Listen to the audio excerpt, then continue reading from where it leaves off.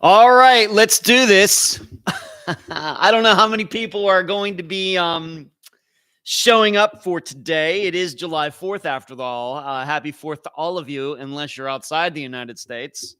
And that might particularly sting if you were in the United Kingdom. But I think we're over that by now, right? We're over that. We've all gone to our therapists and counselors. We've talked it out. We've hugged it out, and we're good buddies now.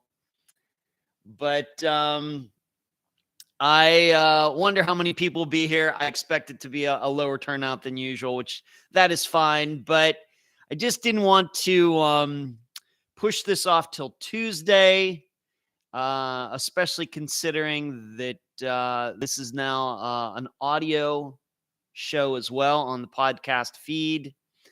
And also that I just have a lot of work to do this week due to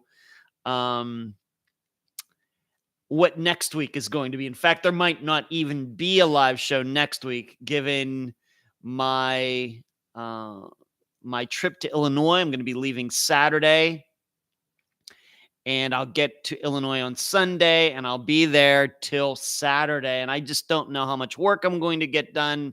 I'm going to be staying with a very, very good friend of mine who I haven't seen in a while. I don't want to be rude and do work all the time, just disc golf and work. That would be rude, but I do intend to do some work while I'm up there. So I have to get a lot of work done. It's kind of working ahead a little bit, and just other things have to be done. So I said, you know what? I'm going to do this live show. Of course, doing it tonight would have been really, really weird. So I'll just do it now. If people tune in, that's great. If they don't, they can catch it later, either here on YouTube or on their podcast feed. And I'm always prepared, as you know, to show up and talk for the entire, of course, that's what I do, talk for the entire time, whether people show up or not, because it's just the way I am. I always bring enough material, and I can remember it wasn't so long ago when there wasn't that many viewers or listeners to this live show. So I just do it. I come prepared. I come with a lot of energy. And I know that eventually people will get around to listening or watching sometime. But I do see Jasmine in here. I do see Spleen Girl. There's Spleen. I haven't seen you in a while, Spleen. Where have you been? And that is one of the most spectacular YouTube names that I know. Spleen Girl. Very interesting. Before I go any further, I have to give another shout out to my 3-year-old friend, Bentley. And if you'll remember the last time I talked about him, he's going through some things, but I think I said that I thought he's going to recover fully. Bentley is doing well. He is, it sounds to me like he's back to almost 100% health. I've heard that he is really smoothing up to all of his nurses, and they're liking him a whole bunch. And he's made a lot of friends at the hospital while he has been there. But Bentley, I want you to know that I've been thinking about you, and I want to continue to assure you that everything's going to be fine. I'm glad to hear that what's happened to you is just about over. You're going to be 100% in no time. So hello to you, Bentley, out there. I know that your grandma is going to show you this video and the previous video. So Bentley, I just want to give a shout out to you on this 4th of July. So before I go any further, before we get deep into everything that is going on, I want to ask that you share this video or this podcast with some people. You have any true crime friends, true crime family members that you think, I think they'd really love to hear a little more of the laid back style of Ed that is on display during the live show, in contrast to the podcast where it's always prim and proper. Well, most of the time, prim and proper. We're a little more laid back here. We kind of let our hair down. for this live show. And if you think somebody would enjoy watching this, listening to it, and listen to it, please share it. Also, give a thumbs up, as Jasmine is reminding me. Whether you're watching live right now on July 4th, it's 12:05 p.m. on July 4th. It's a beautiful day in the background. There are several people out on the beach playing volleyball, swimming in the water, soaking up the sun. They are all out there, and here I am doing the show. But give this video a thumbs up, whether you're watching it live or watching it in the rerun. And if you're listening to it, please give it a 5-star review or whatever your podcast platform allows. And if you're feeling, I always use the word frisky. I don't know why that name started to be connected to this request, but I'm going to keep using it because I like it, because I don't get to use the word frisky anywhere else in my life. There is the join button down there. And if you're feeling frisky, why don't you just become a member of this channel? You get some very special things being a member of this channel. Some of those things are, you get the Unfound Now episodes. We're going to be talking about Unfound Now during this live show. You get the Unfound Now episodes, the monthly series episodes, a week early. That might be interesting to you. You also get the updates, Unfound updates that I do every single day, where I talk about what is going on, happening with Unfound behind the scenes, things that I'm working on, things that I'm writing, upcoming interviews. I talk about that every day. You might find that interesting. And also, you get the Friday podcast early right here on the YouTube channel. And as you know, we've gone to video for both the interviews and my solo part of those episodes. But this Friday will be an exception because we're doing a revisiting, and the interview is back from 2017. But I will get into that before we finish. You know how I always like to go over the next episode of Unfound right here, right at the end of the live show. So you get all of that for the low price of 10 cents a day. That is pretty cheap, especially in these inflationary times. And that price will not be changing. So even as inflation goes through the roof, gas prices averaging over $5 a gallon. I know my chicken wings that I buy have gone up, and everything else, we are holding firm at that 10 cents a day price. So I think it's a pretty good deal. So please consider it. All right, now that the business stuff is out of the way, just a little personal things. I like to talk about things going on in my life before we get into the heavy true crime Unfound stuff, or stuff that's not even connected to Unfound. But as I stated, next week I will be in the area of Peoria, Illinois. I will not be staying in Peoria, Illinois. In fact, the courses that I'll be playing are not even in Peoria, Illinois. But the headquarters for this huge disc golf tournament are in Peoria, Illinois. I'll actually be staying at my friend's place. I'll get to that in a moment, Puma. I'll be actually staying at my friend Dave's place. He and I go way back. We met as freshmen, 1989, at Grove City College. And we became quick friends, fast friends. And we ended up sophomore year. I'm going to turn this notification off because that is bothering me. Turn the mute on, my other computer on. There we go. And fast friends. He wasn't my roommate my sophomore year. He lived in the dorm right next to mine. And then junior year, we were in the same housing group, although we didn't live in the same building. But we've just we're very, very good friends, very close friends. And then we kind of went our separate ways after graduation.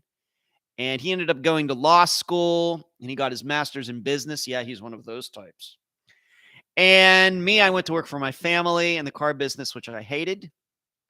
And then kind of didn't talk to him for a while. He ended up getting married. He now has 2 sons. And then kind of, I don't know, mid 2000s, late 2000s, like 2008, 2009, with Facebook and everything, maybe all of you can kind of relate to that. Kind of got in contact with people you haven't heard from in a while. And we've kept in contact ever since. He came out to Vegas 2 times, maybe. And I was there, hung out.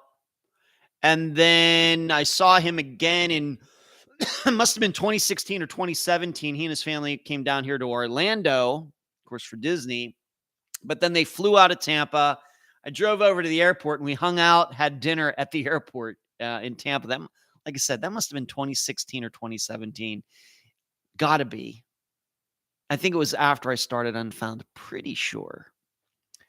But then I haven't seen him since then. We talk almost every day, like through Messenger, about all sorts of different stuff. So coincidentally, he lives near Peoria. And I told him about the tournament, and he offered, I did not ask, he offered for me to stay with his family at his house in Peoria, which is in Dunlap, Illinois, which is very, very gracious. And so I'm really looking forward to that. So I'm going to be up there. I'm going to be leaving Saturday. And, it's like a 17-some hour drive. So I'll probably take a snooze and then get there on Sunday. And then Monday is actually check-in for this huge tournament. And then the tournament starts on Tuesday. And there is 1 round per day, and you have a tee time. So I'll play 1 round Tuesday, 1 round Wednesday. So it's a long tournament, but it's not necessarily very involved in that you only play 1 round a day. So, disc golf round probably takes normally about 3 hours. So there will probably be a lot of downtime, and I've already checked out the courses online, and they actually send you pictures and everything. And what this is the PDGA's Masters World. So everybody playing in this tournament is 40 years old and over. Yeah, I'm an old guy. And so there are different divisions, age-protected divisions. There are also, of course, divisions for men and women.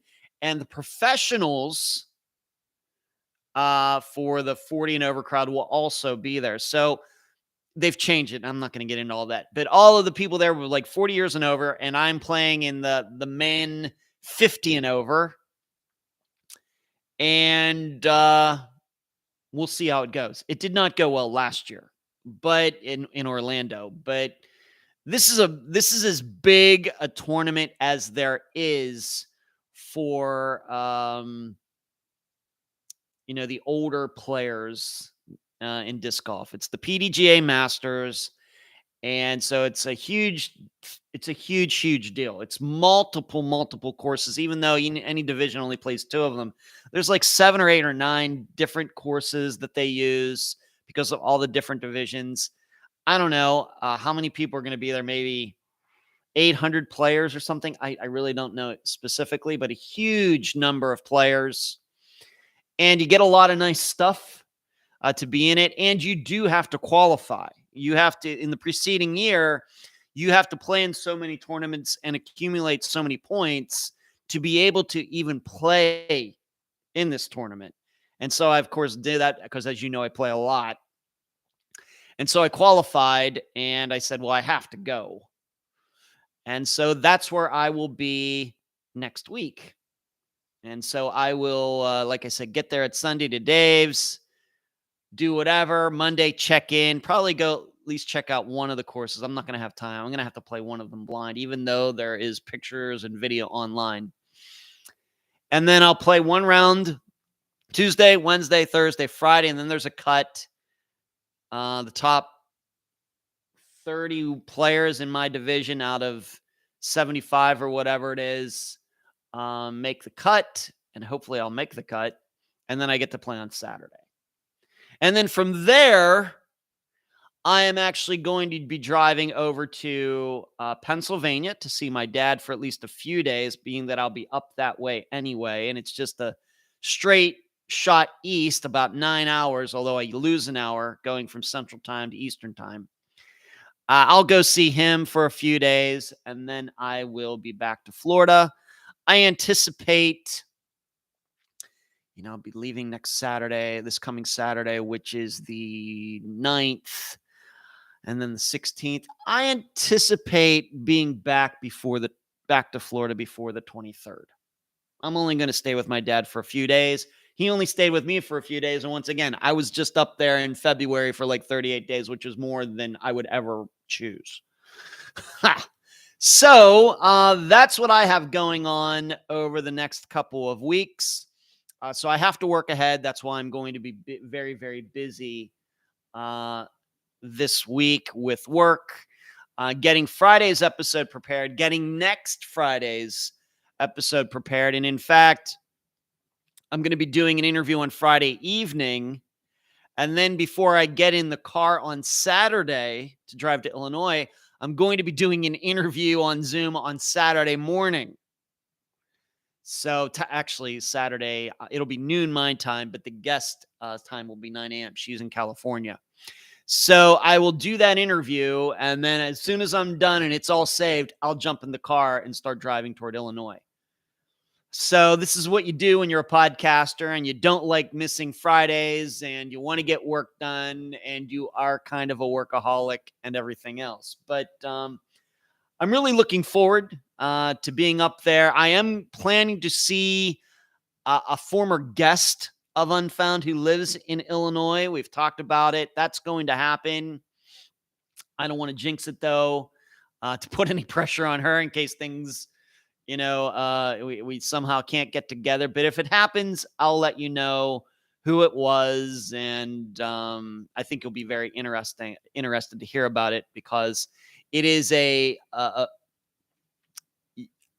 I'll give you a hint. It's a disappearance that we've actually done a revisitation on. We'll just say that. So that's what's going on. Let me just see who is in here. Hello, Jasmine. Hello, Spleen Girl. Puma, you're saying still haven't been able to find the new episode of Now. Searched every which way. You should, Puma, what you should do is you should look, being that you are a member of the channel, you need to look in the community message section. And if that's not enough, you should know that I'm going to be releasing the next Unfound Now right after this live show is done. So I apologize that you missed that. I don't know why that happened, but it was a link that I sent to all channel members like last Monday. It was, as you now know, I do the updates. It's like one of those messages, but instead of being a link to the Unfound update for that day, it was a link to the Unfound Now episode. At least that's what I thought I did. In any case, either way, Puma, after this, Kathy, maybe being that you're a channel member, have you seen the most recent Unfound Now? Can you verify that? I know you're always up on that stuff, Kathy. If you can give an opinion on that. Hello, Kathy, by the way. Hello, Crystal. Happy 4th to everyone. Yeah, happy 4th. Mark, happy 4th to you. Greetings from Germany. Wow, I feel special. What part of Germany, Mark? In the of course, given my age, would you be in the West Germany part or the former East Germany part? You should know, Mark. Fascinated by the whole thing regarding the Berlin Wall and all of that, because I don't know what it is. Completely fascinated by it, the building of it, how people tried to escape from East Germany, life inside East Germany during that time. Mark, you should know that one of my favorite movies is The Lives of Others, which of course is a German film. Spectacular movie, I thought. And I'm a big fan of Das Boot too. Puma, thank you for those kind words. Thank you. So as far as what I'm going to be doing driving up there, what am I going to be listening to? I'm probably going to try to catch up on all of AC/DC's albums. I make it a point when I go on long um, drive. For example, when I went to Amarillo 3 years ago, I listened to all of the Iron Maiden albums when I went there and back.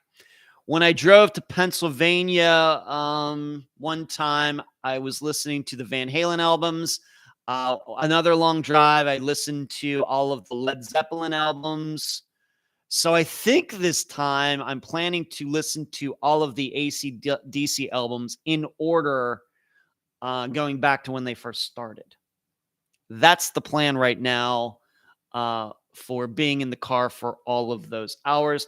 However, I also have to admit I'm entertaining the idea of also listening to all of the Aerosmith albums. Not a huge Aerosmith fan, but being that they and Van Halen and Metallica, I guess, are considered to be like the greatest rock bands from the United States ever. Maybe I got to get, and I'm not a huge Metallica fan either. It just kind of comes and goes. But maybe I need to give Aerosmith a fair shake for once. So I'm thinking about that, but fairly sure it's going to be AC/DC first.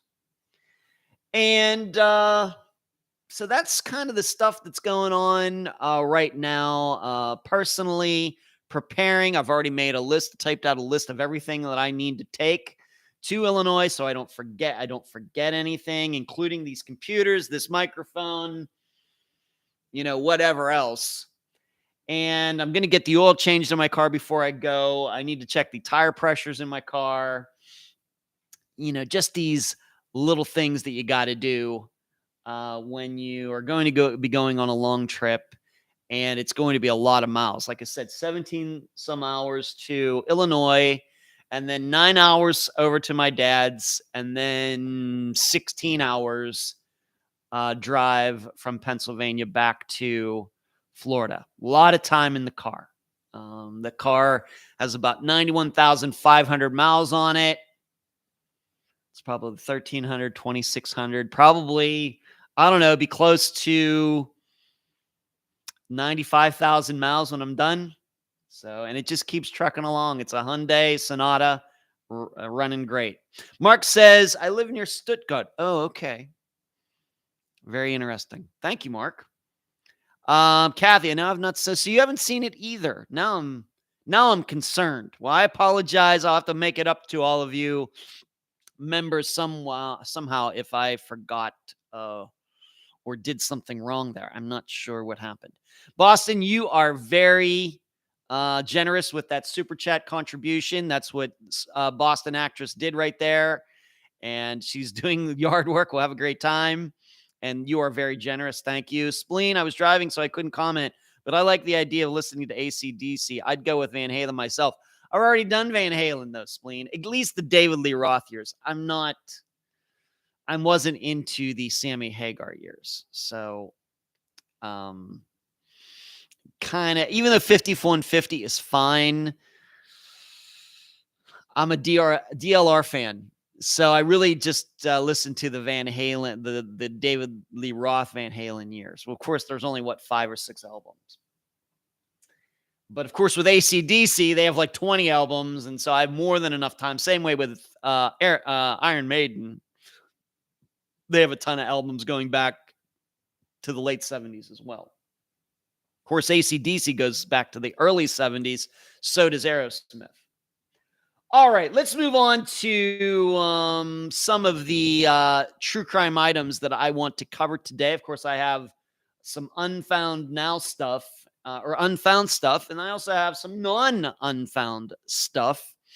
And if there are any questions that you would like to ask me, just about Unfound, about any disappearances, anything that's going on, anything about concerning me. I did not get any questions before I started this live show today. Once again, probably because of the day and the time. But if there's any questions that you ever wanted to ask me, now would be a good time, being that we do have a smaller than usual crowd for this live show. So let's just start here, as I always do when we start getting into the true crime section of this live show, and that is the Holly White poll. In the discussion group, I always post a poll, trying to come up with a really good poll question that causes people to at least think about. It's just not something that, is very easy. Well, this week, of course, given the circumstances of Holly's disappearance, I asked the most obvious question: do you think that Holly jumped off that bridge outside of Taos, New Mexico? And the discussion group, the members who chose to take part in the poll, overwhelmingly said that she did not. No, she did not.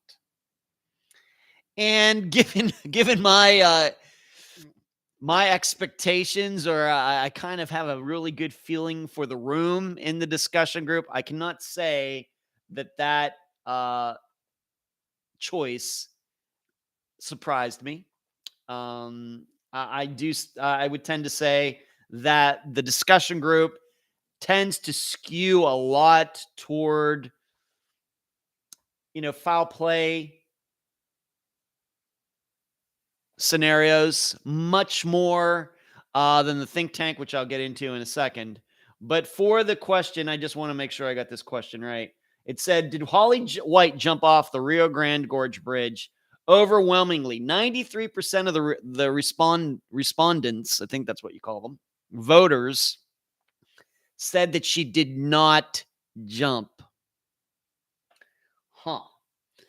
Kathy, thank you for checking that. I just don't know. I apologize to all of you about that. I thought that I did post the Unfound now. Well, it's going to be posted right after this live show is done. So I will make it up to all of you members in some way, somehow. But the Holly White poll for the think tank, which was just conducted last night, pretty much not everybody. There were at least one or two holdouts. Twinkle, she was a holdout, thinking that it was a murder scenario. But a large majority of, I think we had maybe 8 people in the think tank. It's a very small group, which is exactly what I like in that group. Patreon.com/Unfound Podcast, by the way. We decided the exact opposite, that she did jump off the bridge, that she did commit suicide all on her own, all by choice. And I write a blog. I talk about it every live show. And my decision was that, yes, my decision was also that she did jump from the bridge. And the reason that I came to my conclusion is that if we are to believe it was a murder scenario, then obviously her car was parked there to mislead investigators. It was parked there, it was put there to make people think that, yes, she did jump off the bridge when she really didn't, obviously. However, it would have not been better if you really, really want to mislead investigators. Why wasn't the car parked out on the bridge itself? Because I think we all know that when people do choose to commit suicide by jumping off bridges, and if they do drive to the location, what do? They just drive their car right out into the middle of the bridge and jump. Now, you can't do that at the Golden Gate Bridge, but you can do that at most other bridges in the world. Now, you used to be able to do that up until recently at the Golden Skyway, or the Skyway Bridge, which is south of me. And that's the bridge that goes from St. Petersburg, Florida, down to Bradenton and Sarasota, Florida. Well, it's a huge, beautiful bridge. It's this huge arch bridge because cruise ships have to be able to go under it to get into Tampa, to Tampa Bay. That's where the port is. And so it's a huge, huge bridge way up in the air. I've been over it many, many times. Beautiful bridge. Really, it's spectacular. Well, that is a suicide spot. And in fact, there are cameras up at the top of that bridge. There's a suicide hotline phone up at the top of that bridge. And now, though, recently they've actually put up fencing on each side. But that's just within maybe the last, I don't know, year to 2 years. But they did have people who would go there and jump. And what did these people do? They would drive right up to the top of it and jump. Leave the car there and jump. Now, maybe because they couldn't park it down at the bottom of the bridge because it's a long walk up, maybe. But usually when people jump off bridges, they leave their cars in the middle. So if I know that, and I think the general public knows that, if this was a murder, why didn't the perpetrator, the alleged killer of Holly, do that? And if you really, really wanted to make people think that she jumped off the bridge, instead of seemingly throwing her shoe in the water, why not just put her shoes right out in the middle of the bridge with her car? And if you really, really, really wanted to make people think that she jumped off the bridge, because once again, the killer is trying to get away with something, why not just put maybe some of her clothes there too, as if she got out of her car, took off her shoes, took off her clothes, and jumped? Why not just do that?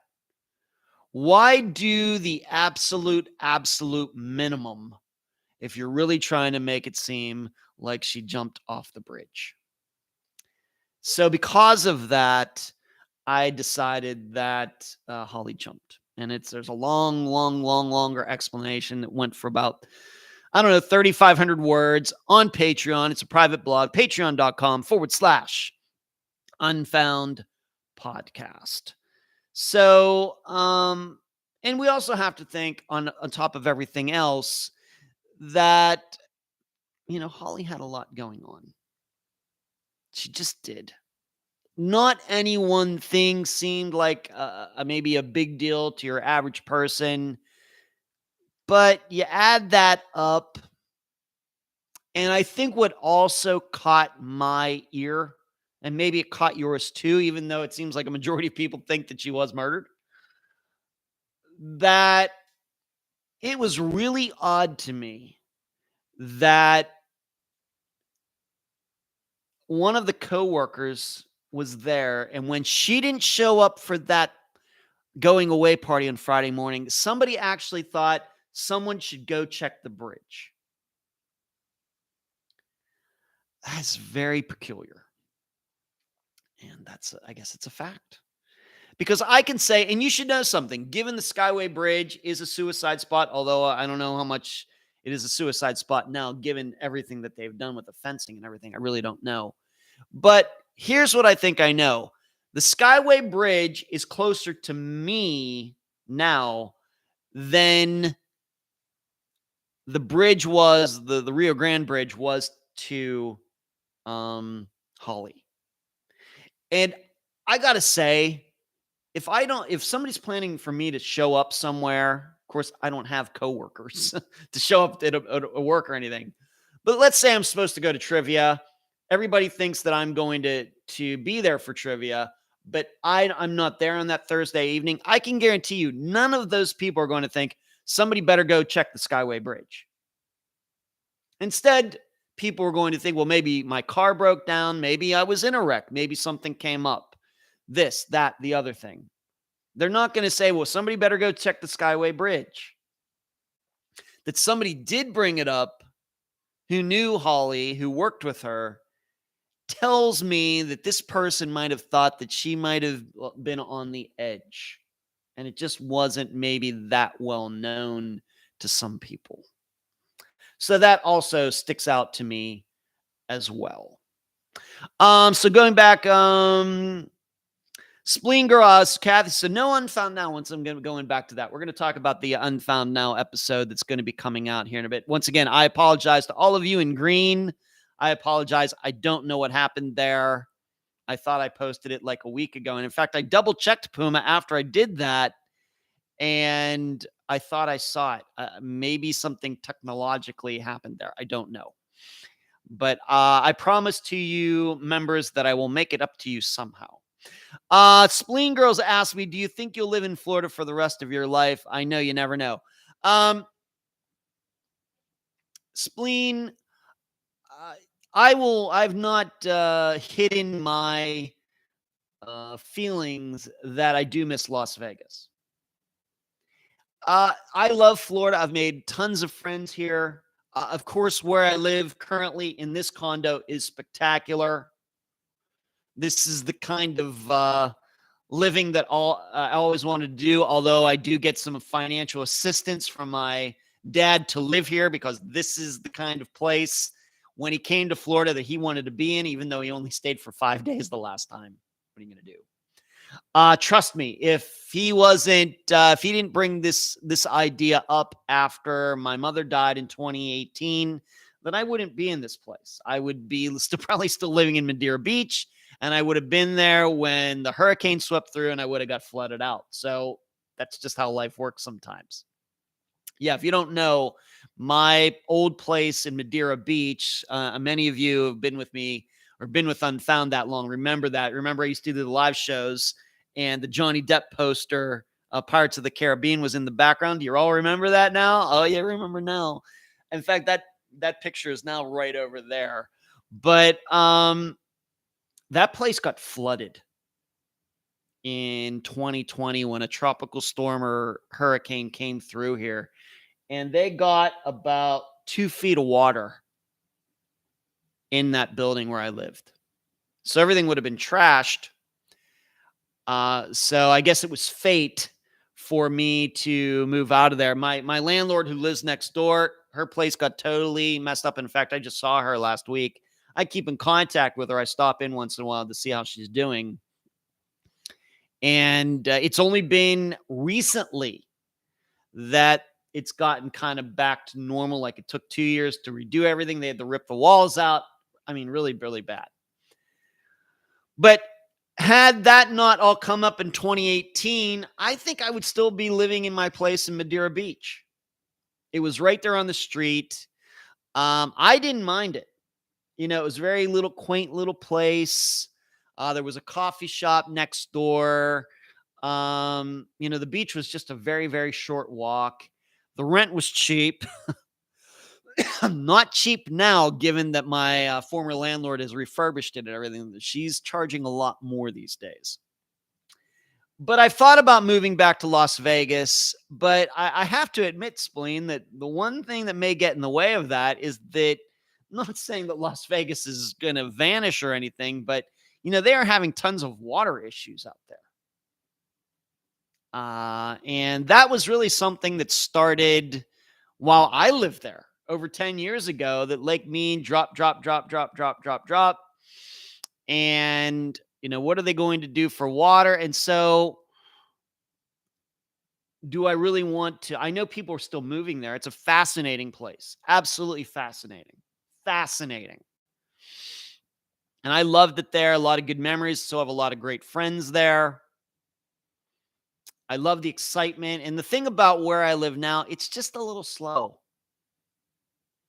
And in fact, I've thought about, once this lease comes up for next May 2023, do I want to move somewhere? If I'm going to stay in Florida, do I want to move somewhere that has a little more excitement? It's really quiet here, really slow. Whereas right up the beach, like not even a mile, is actual Clearwater Beach. The actual city and all those things. And I thought, maybe I want to move over there. It just seems like there's a lot more going on. And so these are things that are going through my mind, Spleen. Here's what I know. I'm never moving back to Pennsylvania. It's either going to be Florida or Nevada. That's where it's going to be for the rest of my life. That's the way it's going to be. Although I have friends in LA, I could not live in LA. Too much weird stuff goes on there. Too many restrictive stuff, laws and everything. I just couldn't do it. So it's either Nevada or Florida for me. And really, if we're talking Florida, we're talking this Tampa area, Pinellas County, or we're talking Las Vegas. It's one or the other for the rest of my life, and I'm cool with that. So there you go. Do you think you live in yes, thank you. Kathy, thank you. Tech Death, Spleen Girl, both are the best. Throw Pantera on too. Tech Death, I'm not really a Pantera fan.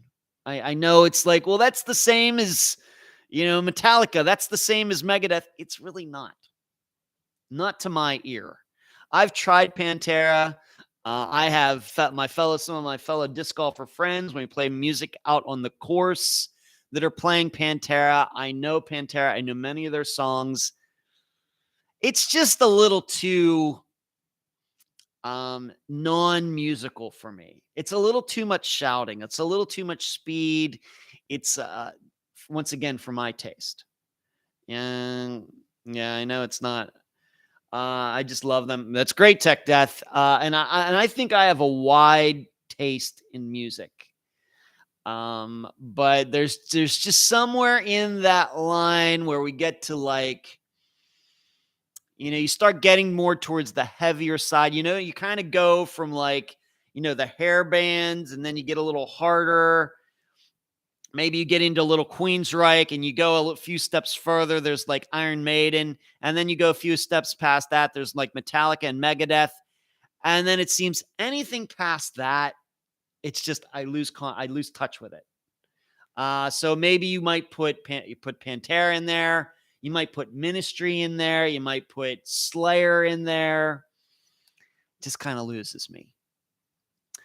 And so just as if you go the opposite direction, that, if you go the opposite direction, like if you get too much the other way, like if you start getting into like, for me, Tom Petty, Bob Seger, Steve Miller Band, that's a little too light. I know they're considered rock.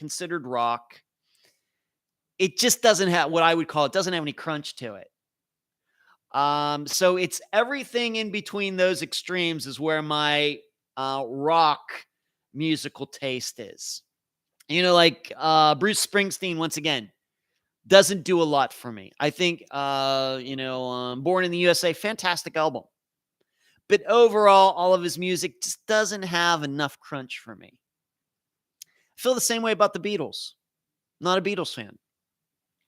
So that's a great, but that's a great topic. I could talk about that stuff. Being that I am a musician, I could talk about that type of stuff all the time, like musical tastes and why people like certain groups and don't like these bands and like these bands, and what went wrong on this album and why do these songs stick out and these other ones don't. That's always fascinating to me. And so that's why I like listening to, like, going back and listening to a lot of bands that I really, really like, listening to all their albums in a row. Because even with Iron Maiden, on that trip to Amarillo and back, I discovered like 5 or 6 songs that I had never heard of before that are fantastic, that are now on my, hits list for Iron Maiden. I love that. So, there you go. Yeah. Tech Test says I need crunch too. Yes. Okay. All right, let's move on. So that was the Holly White poll, and Spleen Girl, thank you for the question. That's a great question. On the topic of the Unfound now, and once again, I apologize to the members on this channel. Sometime I thought I posted it last week, and I checked and I thought it did. Maybe there's something wrong with the link or something. I don't know. But and if for all of you members of this channel, when I figure out what the mistake was, I will let all of you know as best I can. Moving on, I did do an Unfound now. I did it like last Monday, and it will be released right after this live show, this YouTube live show on July 4th is done. And it is the disappearance of Dylan Rounds from the Nevada/Utah border, Lucin, Utah, which is very close to Nevada. This is not an area of Nevada that is familiar to me. I've been to Utah many times as well. This is also not an area of Utah that is familiar to me. I've been, right along the 15, like Cedar City, the whole way up to Salt Lake City, Provo, and all of that area. But you get me off of 15 in Utah. I've not been to any of those places. In fact, I didn't even go to like Monument Valley or any of that when I lived in Las Vegas. But it's going to be the disappearance of Dylan Rounds. There is a map included in the video where I look at these different locations, where his farm was, where his garage was, where these trucks were. And I think that I straighten out some of the issues, because even reading all of the coverage, and of course his disappearance has gotten a lot of coverage nationally even, and I did not cover it for that reason. It falls into the what I do with Unfound now. I cover a disappearance that is recent, and we were due. It was the end of June. It's just the way it worked out. But I go through all of that, but there are a lot of conflicting facts out there in news. And so it was a little tough to put the video together, to be honest, because there do seem to be, in different stories, they say different things. And of course, I run into that sometimes anyway with disappearances we cover on the regular Friday episodes. But as you know, most of the time, the disappearances we're covering on the Friday episodes do not get all of the attention that Dylan's disappearance is getting. Now, why has it gotten so much attention? I think it's probably a combination of things. Maybe we could look at it for the same reason that Tom Brown's disappearance, we now know death, got so much attention. Good young man, liked by a lot of people, hardworking, and then he goes missing.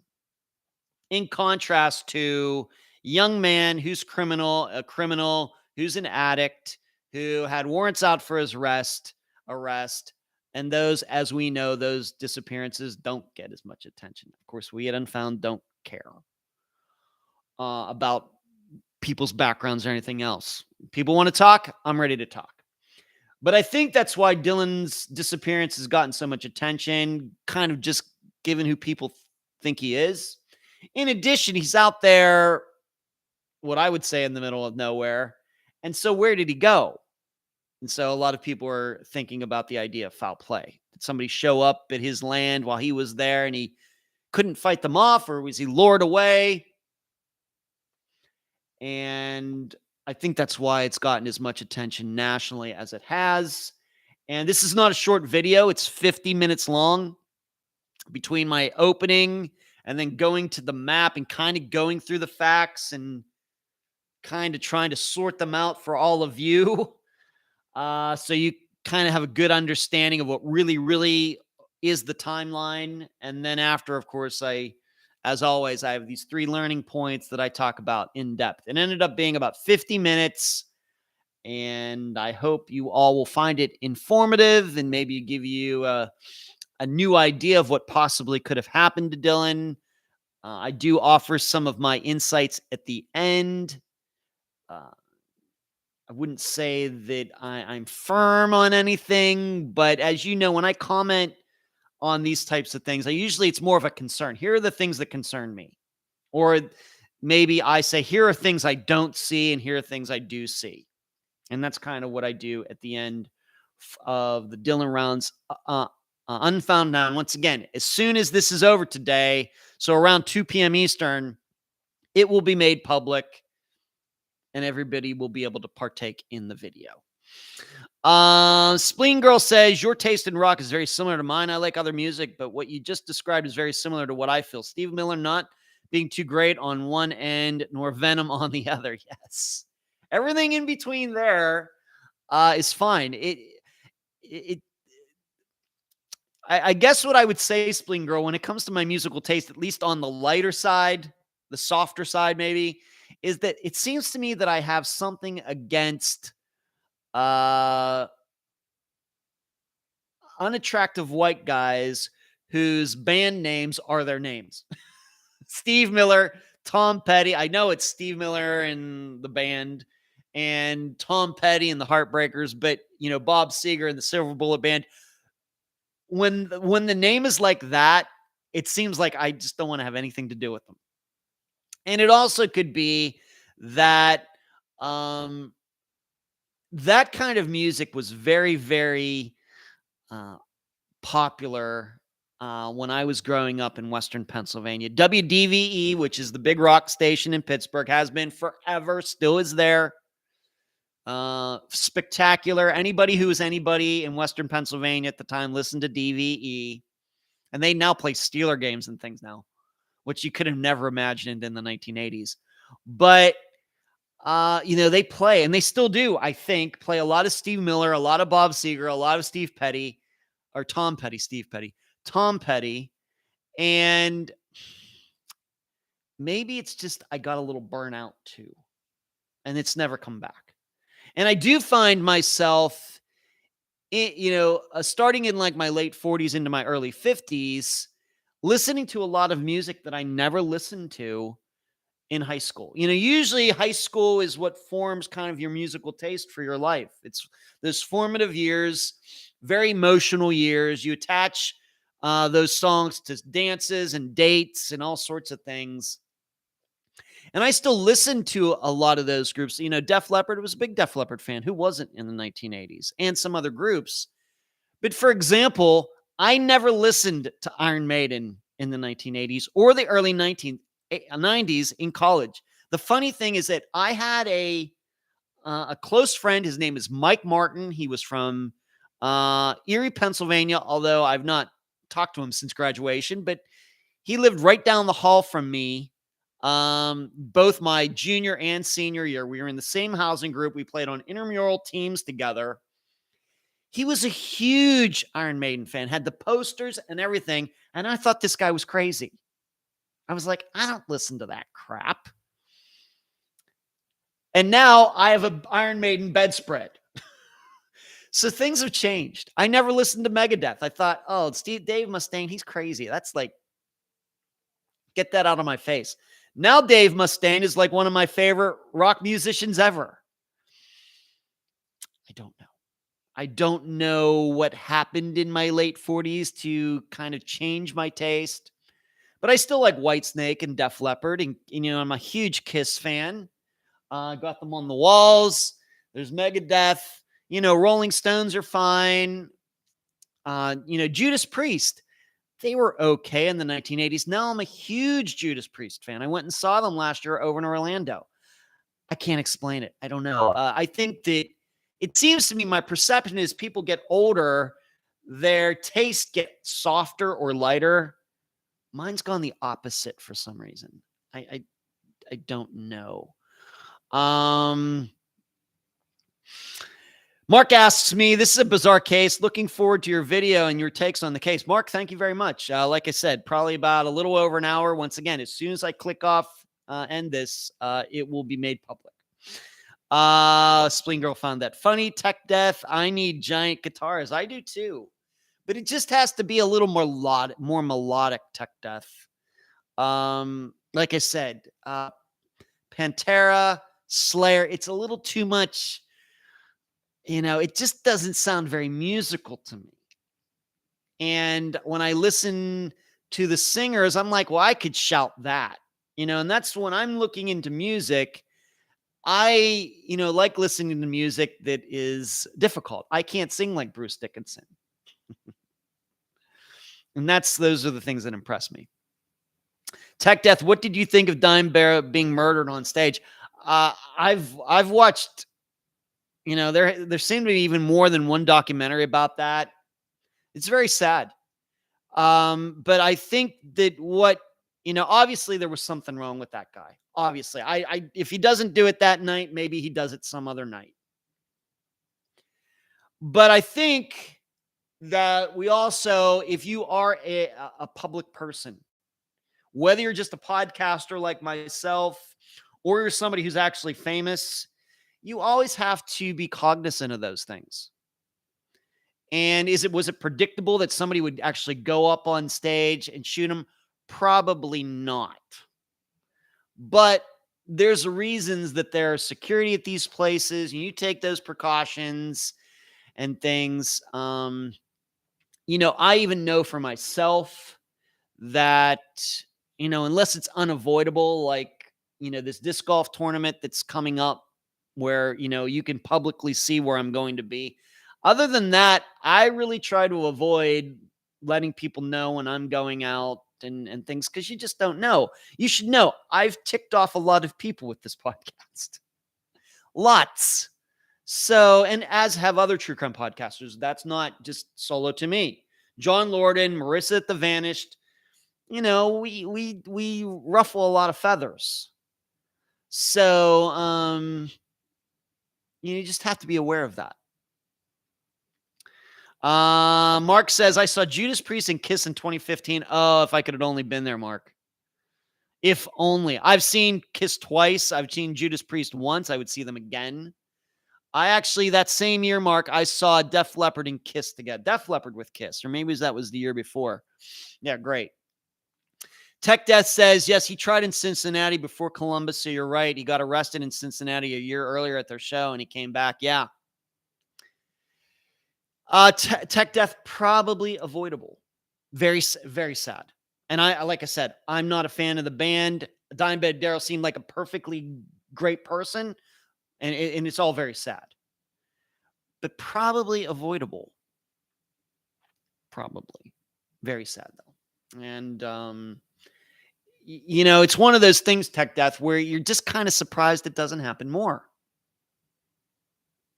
A lot of kooks out there. A lot of fans who think that they deserve access, or they feel like they know the podcaster or the musician or the actor or whoever. They think they deserve that, and when they don't get it, they get ticked off. You got to watch out for those people. Got to watch out for them. Because even though they may be a little loose up here, they can figure out ways to get around security. They can get very creative. So you always have to, as we say, have your head on a swivel. Let's move on to this. I want to pass on a 7-Eleven story that I think has kind of shaped my thinking regarding disappearances and crime in general over the last 20 plus years. Maybe some of you don't know, so I'll just go it through very quickly, and especially since we have not a lot of new listeners to this show on the podcast feed. When I moved to Las Vegas in 1998, the first job I had was a field consultant for 7-Eleven. I moved to Las Vegas in May. I got the job in June. And in fact, 24 years ago, I can remember working on July 4th, 1998. So exactly 24 years ago today.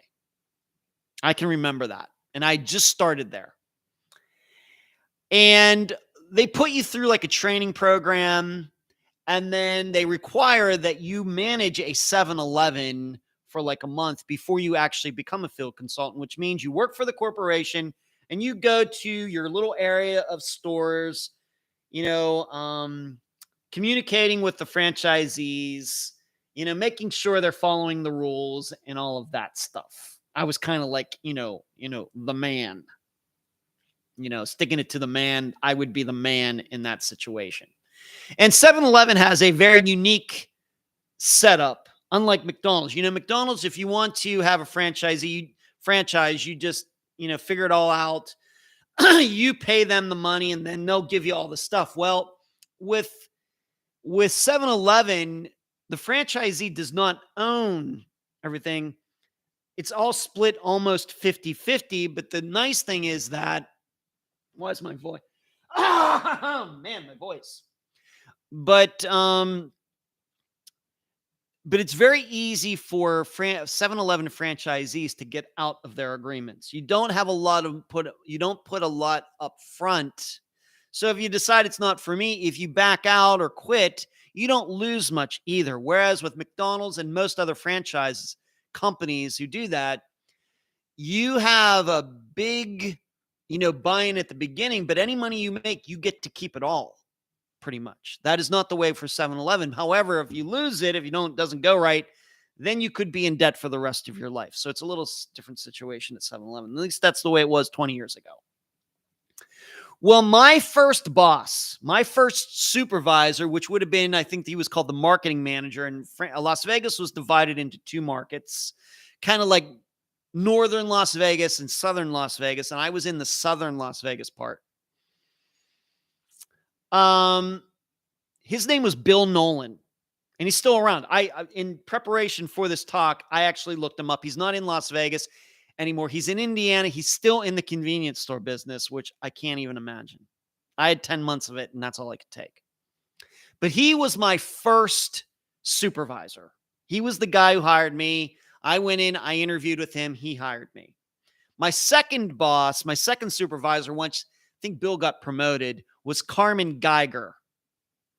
And her last name is Gigar. And she and I did not get along at all. I got along with Bill much better, even though I really don't want to get into all of that. But Carmen Geiger was my second supervisor, and she was the one when I quit. I just showed up on a Monday and quit. I didn't even give them 2 weeks notice. That's how much I wanted out of there. I showed up on a Monday morning, I had a company car. I said, here's the keys to the car. Here's all my paperwork. Here's everything. I'm out of here. Best thing I ever did in my life. But in any case, I ended up managing a store, being responsible for a store at Sunset and Mountain Vista. The building is still there, but it's not a 7-Eleven anymore. You can look it up on a map. It's right near the intersection of Sunset and Mountain Vista, kind of in that Henderson area. In fact, the store was there when the whole PepCon explosion happened down in Henderson. It blew out all the windows in that store. That was something that people had told me, because that had only happened 10 years before that at the time. You can look up the PepCon explosion here on YouTube. But I had some, employees. And here's what happened. I had a night shift guy. I'm just going to call, I think his name was Dave. I don't even remember his last name. But he was the night shift guy. And, I was 28 at the time. He must have been like a few years younger than I was. 23, 24. But he worked the night shift from like 11 at night or 10 at night till 6 in the morning, something like that. And so I come in one morning and I find out that the night before, there are slot machines in the 7-Eleven, all 7-Elevens, and the slot companies pay for that space. And then they split whatever money is put into the slot machines with the corporation, the franchisees, whoever. And so if you go into a 7-Eleven in Las Vegas, there's going to be like 4 or 5 slot machines right there by the door. And that's the way this 7-Eleven was. Well, I come in this one morning, and one of the machines is not working.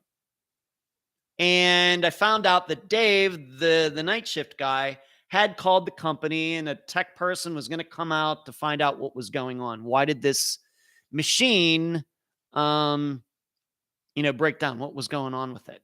Well, the tech shows up, opens it up, and here what it turned out to be is that somebody had a quarter with a string and taped it to the string and was trying to set off the sensor on the machine so the person could continue to play over and over and over with the same quarter. So it was one of those video slot machines. You're trying to get like, what is it? A royal flush. It's one of those royal flush machines.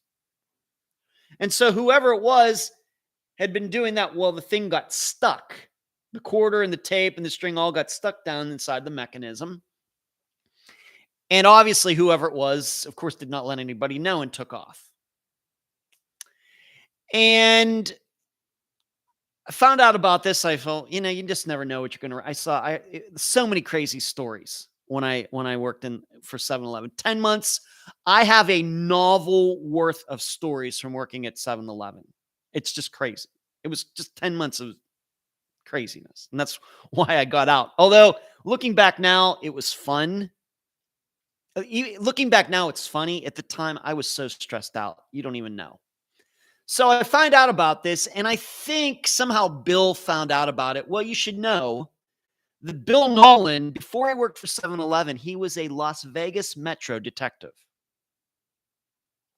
And the story went, this is what I was told. I don't know if he ever specifically told me, was that he quit working for Metro because his wife was afraid he was going to die on the job. when really he was probably more likely to die on the job at 7-Eleven. But so that's, I heard why he quit. I don't remember if he specifically told me that, but he was, I'm probably older than he was then, but he seemed like ancient at the time, but he was probably in his 40s or something, late 40s. And, but he had been a Metro cop and then he'd become a detective. And like I said, I heard that he had quit that to go to something else that was safer. And so he had been a detective for I don't know how many years. And then he had worked his way up, just like, becoming a field consultant, then worked his way up to marketing manager. And like I said, about 3 or 4 months into me working at 7-Eleven, he got promoted. And then Carmen Geiger took his place. And then after I quit, she quit. And I think she ended up working for the Las Vegas Chamber of Commerce, I think. In any case, Bill finds out about the slot machine that had been tampered with. He actually shows up at my store to talk to me about it right there in Henderson. And he started, he wanted the facts. Once again, remember, he's a detective. He was a detective. And he's asking me, well, what were the facts? And I told them as well as I knew them. And he said it was so quick. It was so quick. It wasn't, he did not even have to, think about it. And he goes, well, I'm going to think about that, because the belief was it was just somebody off the street who came in there and was messing around and did it. That was, at the time, that's what I was thinking. I explained to him this facts. And as soon as I was done explaining the story to him, he says, it was your employee who did that, right? It's just so quickly, so matter of fact. I looked at him, I was like, what? No, Dave told me. He goes, no. He did it. He was the one who was doing it. Your employee was in here, and the thing is yes, we had video cameras, but the video cameras were not pointed at the slot machines, as is the case with most convenience stores. They're pointed at the registers. Why? Because 90% of the theft that happens in stores the theft is done by employees, not customers. That's true across all retail outlets. So, and there was no video. So we had no video of who was sitting there, and Dave would go out of camera and back into camera and everything. So I'm just thinking it was a customer. Bill Nolan said, no. That's not what happened. And don't you know that he was right? Here I'm thinking that it was an employee or it was a customer who was messing around. And it turned out that one of the, persons like in security for 7-Eleven or something actually called Dave in, interrogated him, and he ended up that yes, it was he who did that. That on his shift, when customers weren't in there, he was going over to that machine and dunking that quarter in there, and it got stuck. And then he was the one who caught it because he had to do that. Or if he didn't call it in, it would look suspicious. So the employee was the person who was the criminal. I don't even know, what they did to him, but I don't remember that. But it was just so amazing to me that here I am so confident that it was just some customer doing it, because customers do a lot of, illegal stuff too. He goes, no. It's your employee. Your employee did it. And he was right. Just general facts. And I have to admit that story still sticks with me to this day. Of course, at the time, podcasting didn't even exist. I had an interest in disappearances and crime at the time, but there was no way that 20 years later it could ever predict that I'd be doing this. But that story sticks with me so much. And it was only like a total of like a 2-minute conversation. But because of his experience as a detective, his experience working in stores before becoming marketing manager, that he had that insight to just laser in on that and get it right, even before Dave was even questioned. It's amazing. It was amazing, and it sticks with me to this day. And I think that when it comes to these disappearances now, I think it's one of the reasons that I stay away from those like very complex theories that so many of you like. That yes, it was just one guy working in the store. It wasn't some customer who was doing it and avoiding being seen by, the clerk who's working or anybody else who came in. And somehow that person ended up getting in the store and was able to do this for a while and not get caught. How could somebody do that? Not something that complex. It was actually the person working the store. Always got to remember that. I also have a story about how a truck driver was stealing cigarettes from the store, but another time. But if you want like a insight into one of the reasons my mind works the way it does, it's because of that story. I've never told that story on a live show before. I just realized that recently. I've never passed that along. So, I have to admit that my 7-Eleven years, months were not good, but they certainly did teach me a lot. I found out working at 7-Eleven. I was 28 years old. And I worked there from like June of 98 till April of 99 when I quit right there on the spot. I figured out that I had a lot of growing up to do.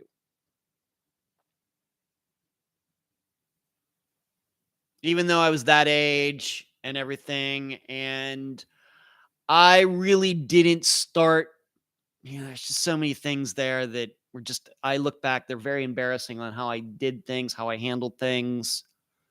I would not say that I started to mature to a level of acceptability until my 30s. Probably while working at Star Trek and then working as a stage manager in Las Vegas, it took a little while. I just look back at that time at 7-Eleven. It was just so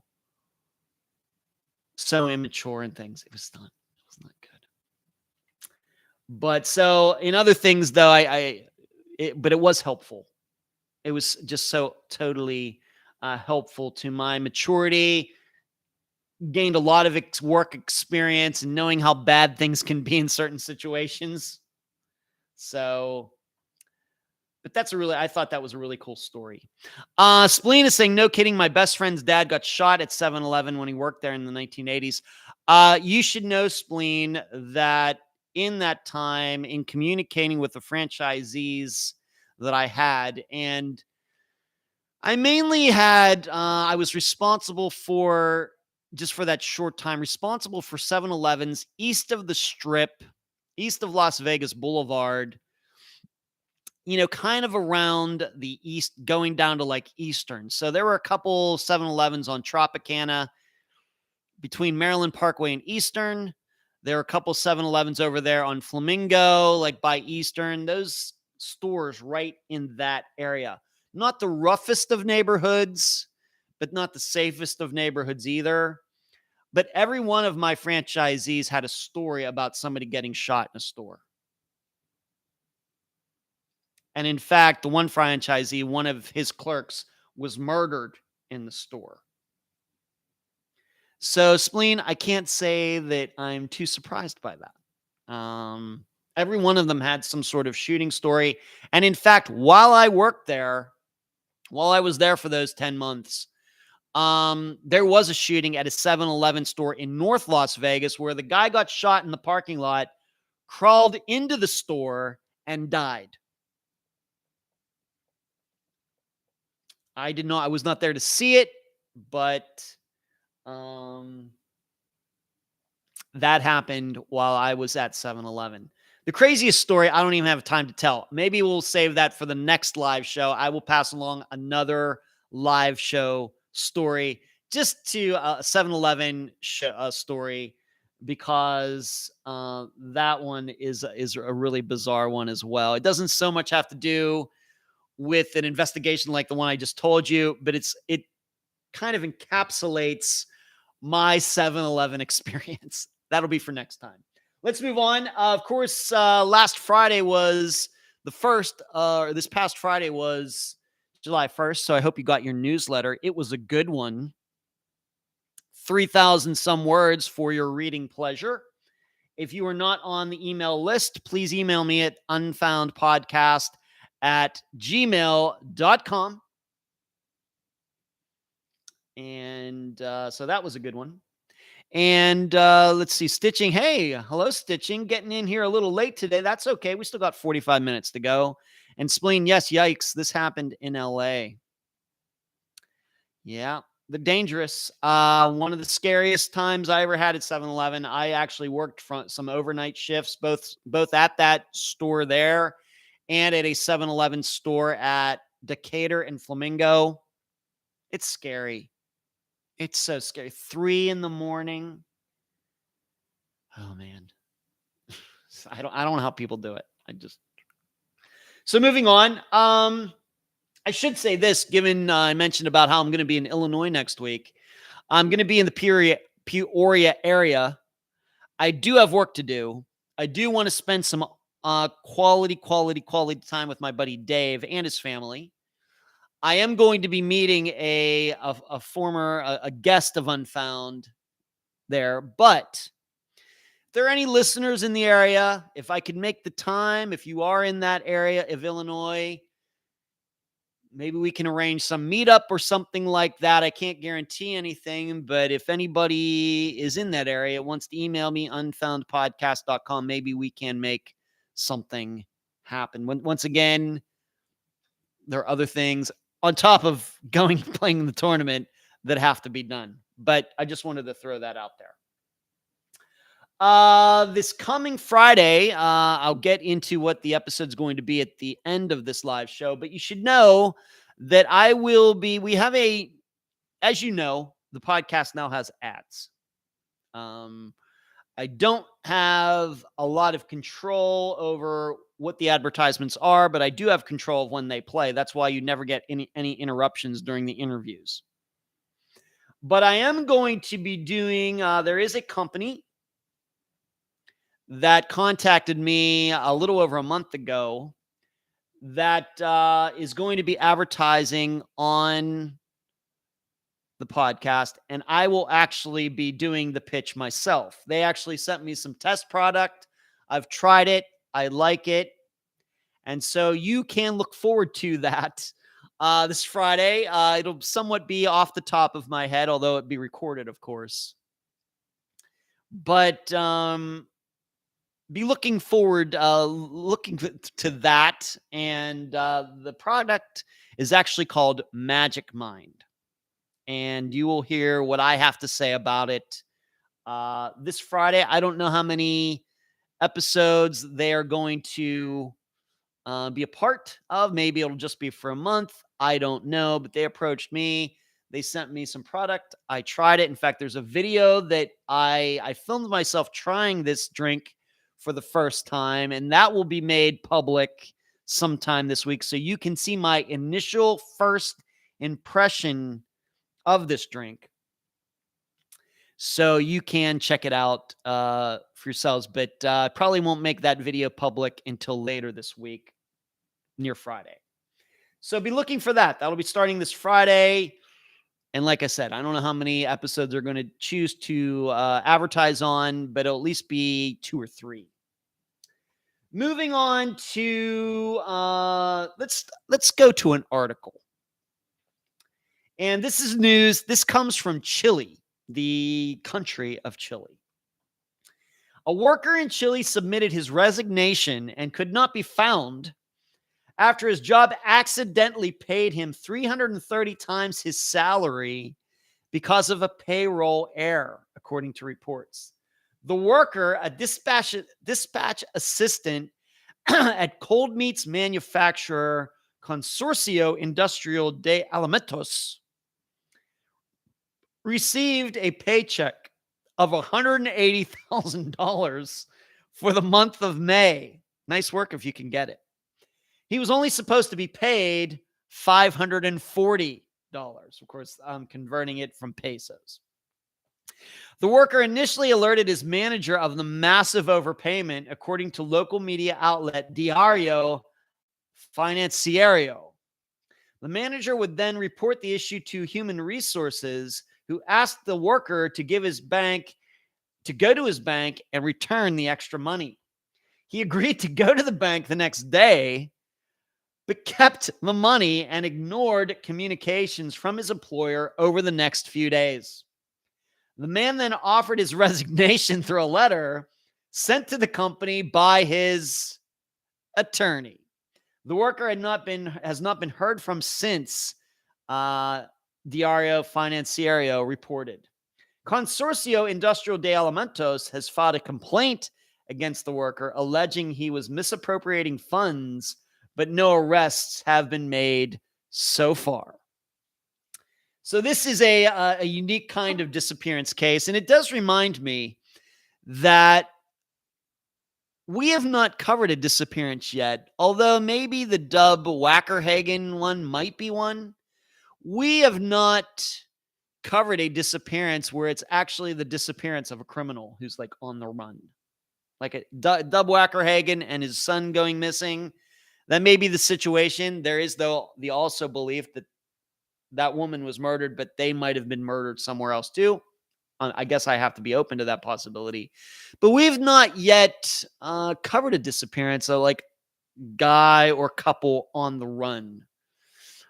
We've covered disappearances of people who have warrants, but I don't know if these people went missing because of those warrants. I'm not, I don't know if necessarily they're on the run. And in fact, I think most of the time when we've covered some missing people who had warrants,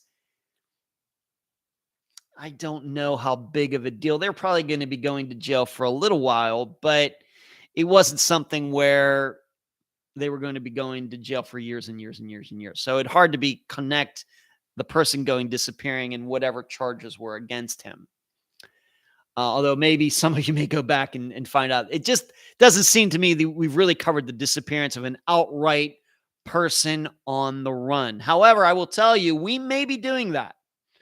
I had a conversation with a listener last night who's been working on a couple different disappearances, but one in particular, you could believe that this couple is on the run. You could believe that.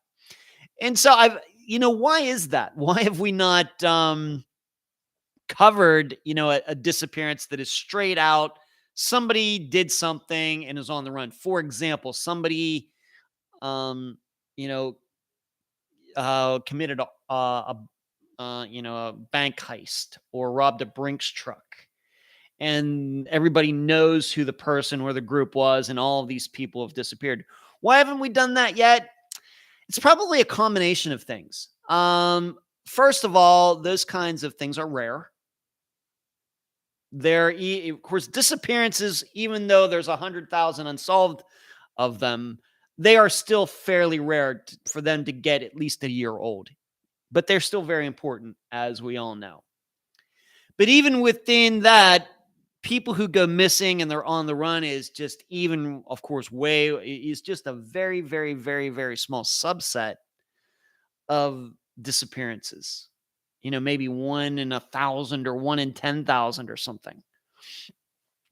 So I think that's the reason we've not gotten around to that yet, where it's just outright, those are what the facts are. I'm certainly interested in doing that. Maybe another reason is that if it is something like a heist, who do you talk to? Are you going to talk to like the Brinks truck driver? Maybe. Might be a good person to talk to. I don't know. Of course, I don't know. We can't probably get too in depth on who these people were. If it's John Smith and Jane Doe who committed this heist, the driver, of course, unless he was involved, kind of an inside job, is not going to know them. So is somebody from like the FBI going to talk to me about that? Probably not. At least not for a very long conversation. Certainly not the 1.5 to 2 hour interviews that I do for the regular episodes. That's probably another reason, that might get in the way of covering a disappearance like that. And, the other part of it is that, sometimes these things get resolved, fairly quickly. So we may have situations like that, but they aren't on the run for that long. So they're rare, and these people usually end up getting caught fairly quickly anyway. Although there are stories, you can find them on Wikipedia and elsewhere, where there were robberies, big-time robberies, art heists, etc. The people were never caught. Maybe the Gardner Museum in Boston. That was what, 30 years ago now, something like that. All of those paintings were taken, and they have suspicions of who did it, but nobody's ever been charged with anything. So there's those situations where we just, that's still very rare. So getting back to this story regarding this, it just struck me as, we haven't covered anything like this. I don't know how well this worker is going to be able to hide himself before getting caught. Surely they're looking at his bank account. What is he doing with this money? Keeping tabs on it in case he does use some sort of ATM card or something. My belief probably is this is going to get resolved very quickly. And, if the laws in Chile are like the laws in the United States, this guy has no right to this money. Just because the company made a mistake doesn't mean he gets to keep the money due to that mistake. And if he doesn't watch himself, he could get in much bigger trouble than he's already in if he goes and spends that money. We have to think back maybe to like Sherry Papini. Certainly what she did was wrong and illegal. But the part that's really going to get Sherry Papini in trouble and has gotten her in trouble is that she took that state money because she claimed she was a victim. It was the fraud associated with taking that money and then spending it, pretending to be somebody that she wasn't, that was really the big deal. The lying and pretending that she got, that's certainly horrible. But the spending of the money, tapping state funds, California state funds, and spending it was the worst part as far as the law goes. Probably be the same way for this guy. If he knows what's best for him or her, it could be her, I suppose. He better not spend any of that money, or the employee never wins in these situations. Never. Stitching, hello, everybody's in here. Thank you. By the way, thank you all to you who are making time on your 4th of July. Some of you, of course, Mark, you're in Germany. Maybe Mark, are you an American citizen living in Germany, or are you a German citizen, one way or the other? But I thank you for joining in as well. But I think a lot of the other people, everybody else, are Americans. Thank you for tuning in. Let's move on to another disappearance. And I know this is a disappearance that many of you know. We've not covered it on Unfound. It is still unsolved. She is still missing. But yesterday was the 7-year anniversary of the disappearance of Crystal Rogers. This is a disappearance that I know about. I kind of know like the general facts off the top of my head, but I'm going to read this article and then I'm just going to make some comments and give you some insights into it. Louisville, Kentucky. Sunday marks 7 years, so yesterday, 7 years since a Bardstown mother disappeared. Crystal Rogers was last seen on July 3rd, 2015. The next day, her car was found on the side of the Bluegrass Parkway with her purse, phone, and keys still inside. But there were no signs of the mother of 5. Her boyfriend at the time, Brooks Hawk, was the last person to see her alive. He's been named the main suspect, but has never been charged in relation to the case. The FBI took over the investigation into Rogers' disappearance 2 years ago, so that would be in 2020. Since then, the agency has executed multiple search warrants in Bardstown. Rogers' mother, Sherry Ballard, said the 4th of July holiday weekend is never easy. When you're living your everyday life, you never forget this. You never forget it, Ballard said. But when stuff happens, it brings it all right back to the surface again. And you're stuck like it just happened again. And it's very emotional and very hard on my whole entire family. Typically, a community prayer service or a balloon release has marked July 3rd, calling for answers in the case. This year, Ballard's church honored Rogers during the regular church service Sunday morning, and pink bows were hung up around Bardstown. Time does not heal wounds, Ballard said. It might help you learn to adapt, but one little bitty thing can pull it all back to the surface at any minute. Ballard, and this is something that many of Unfound's guests have said, at least behind the scenes. Ballard said she's disappointed she still doesn't have any answers to her in her daughter's case, but she remains hopeful, especially after speaking with some new FBI agents working the case. I mean, every year it seemed like it was getting closer and closer. I just felt like something would happen, she said. Last summer, the FBI spent more than a week in a Bardstown neighborhood in search of information in Rogers' disappearance. Agents said they found multiple items of interest that were potentially relevant to their investigation after they zeroed in on the driveway of one home, which was built by a construction company owned by Hawk. Maybe some of you even remember that. I do remember that. Since then, the FBI has yet to release what those items were and how they pertained to their investigation. The FBI released a statement marking the 7th year since Rogers disappeared. As this week marks the 7th anniversary of the disappearance of Crystal Rogers, investigators from the FBI Louisville field office continue to work diligently to uncover all the facts of the case. We want nothing more than to bring a sense of closure to Crystal Rogers' family and the community of Bardstown. We'd like to take this opportunity to thank all those individuals who submitted tips to our office. This case will not come to its rightful conclusion without the contributions of the community itself. I think people think because I'm quiet, things have died down, Ballard said. I'm just sitting patiently. I'm trying to sit patiently, but that's not always the case. The FBI is also still investigating the death of Rogers' father, Tommy Ballard, who was shot and killed 5 years ago while hunting on his own property more than a year after Rogers went missing. And that's kind of the twist, I guess, in all of this. So Brooks Hawk was her boyfriend at the time, and certainly this does seem like a kind of what I've called the man said type of disappearance, where I think what Brooks said is, yes, he was home at 11 o'clock and she left and never came back, or she was supposed to come home and never came home. And, story just doesn't make a lot of sense. Now, if you forget, Brooks has a brother, Nick, who was a police officer at the time. And if you read several other articles that have come out about Crystal's disappearance, the theory is that Nick actually helped Brooks, I guess, after the fact, meaning Brooks harmed Crystal. He calls his brother Nick, and Nick shows up, and they somehow get rid of Crystal.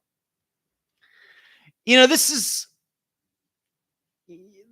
stuff tough for me to relate to. As you know, many of you know, I have 2 brothers. They are both married. I think the best of their wives. I think they're both great matches. I get along with Patty, my brother Michael's wife, very well. Think a lot of her. And my brother Brian's wife, Lorraine, I think the world of her as well. But here's what I think I know. If either of my brothers were to harm their wives and were to call me, now that'd be a little inconvenient for Michael because he lives in Pennsylvania. But theoretically, if either of one of them were to call me and I were to show up somewhere and their wives were dead, and it was obvious that my brother, let's just give my example of my brother Brian because he's the one that lives close here. If he killed his wife, and he called me, Ed, you got to come over here. I need your help. And I got there, and that was the scene. There's no way I assist in this. Now, I might fake it, and if Brian's watching this or if I tell him about it, we'll probably have a good chuckle about it. But I'll probably fake it. Like, oh, yeah, Brian, it's because the reason I would be doing this, well, if he killed his wife, if he thinks that I'm not going to help him in the scheme, you know what? I might end up dead too. So I'll fake it. Oh, yeah, Brian, let's get it done. I totally understand. Oh, yeah, you had every reason in the world to do this. And then the very second that I was out of arm's reach of him or he couldn't get at me, I'd be running down the street and calling 911. And I'm close with my brother, Brian. I love my brother, Brian. He and I are two very different types of people. but I enjoy his company. We've had a great trip up to Louisiana. We played trivia together, all these things. But I'm not going to help him get rid of his wife. So, I don't know what goes through, in contrast, maybe we have to contrast this with something else. I get why my parents cover for their kids. All right, I don't agree with it. Of course, it's easy for me to talk. I don't have any. And surely my parents would have never covered for me. Of course, my father is still alive, but he would never cover for me for anything. If I were to do something that was, jail worthy, he would never cover for me for anything. And likewise. But I kind of understand because, you've raised these kids and a lot of parents think that their kids are a reflection on them. If the child gets charged with murder, then they as parents start feeling, oh, we're horrible people and all these things. This is why, parents have helped their children get out of the country and all sorts of things when charges have been brought. It happens in the United States, happens everywhere else. But this is something, given that I have two brothers, that I could never relate to this. If could never do that. And so when I look at this, it does seem like that's what probably went on. Can't relate to it. And maybe I don't know how the rest of you feel about it. I think you're all great people out there. You're probably thinking the same thing. And dare I say it, if I were to have a girlfriend and I did something to her, I can't even imagine my brothers taking part at all. And, they're not goody two shoes either. They're just, I think, just your average guys. And, they surely would not take part in this. Probably do what I do. They'd probably pretend like they were going to help. And then before you know it, there'd be 10 Pinellas County Sheriff's cars out in front of the building. So what also, kind of comes to my mind in this is that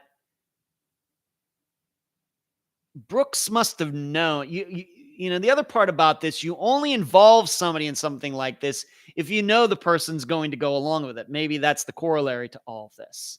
You don't call in somebody who you think is going to call the cops. Here he was, it seems, that's a theory, that it wasn't that he just called in the cops. Brooks's brother was a cop. Now, why hasn't this been resolved? Even though it seems like this, seems fairly straightforward, mainly because Crystal hasn't been found. And I think that if I were to read up everything a little more deeply than this article, I think I might be able to figure out where they probably need to look. Something that's not in this article was that when her car was found, there was a flat tire on it. And it's weird because I'm looking at a disappearance. I'm trying to cover a disappearance that's very similar to this, where a woman went missing. Her car was found on the road, and it also had a flat tire. But this was here in a woman who lived here in Florida. I've been trying to contact her family. They've not gotten back to me yet. So why is it a coincidence that this tire is flat and Crystal's missing? Did somebody flatten it on purpose?